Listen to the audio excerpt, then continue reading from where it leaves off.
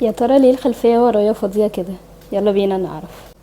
الطارة هي الأداة اللي بنستخدمها عشان نشد عليها القماش واحنا بنطرز، وبتكون عبارة عن حلقتين بيقفلوا على بعض والقماش بيتشد بينهم.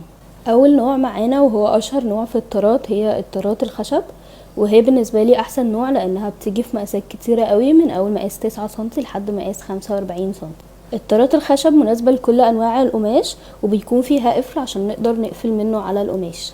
تاني نوع معانا هي الطارة البلاستيك، هحطلكوا صورتها هنا عشان هي مش معايا دلوقتي. الطارة البلاستيك سعرها أرخص شوية من الخشب، بس هي مش مناسبة للقماش اللي بيمط لأنها بتشد القماش جامد قوي، وبرضو فيها قفل عشان نشد القماش كويس.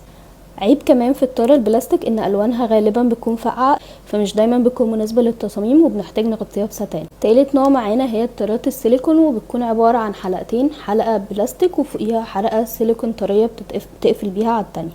مشكلتها ان هي ما فيهاش قفل نقدر نقفل بيه على القماش، فمش بتكون مناسبة للشغل، وبتكون اكتر مناسبة لعرض الشغل او بروزة الحاجة على الحيطة. الطارات السيليكون كمان بتيجي في نوعين، نوع صيني ونوع تركي، وطبعا التركي جودته احسن بكتير. النوع الرابع معانا وهو اقلهم شهرة واقلهم استخداما هي الطارة البلاستيك اللي بتكون من غير قفل خالص، بتقفل على بعض بالكبس، بس هي مناسبة اكتر للقماش الرفيع عشان تقدر تقفل عليه كويس. استنوا الريل الجاي عشان هنتكلم عن انواع المقصات.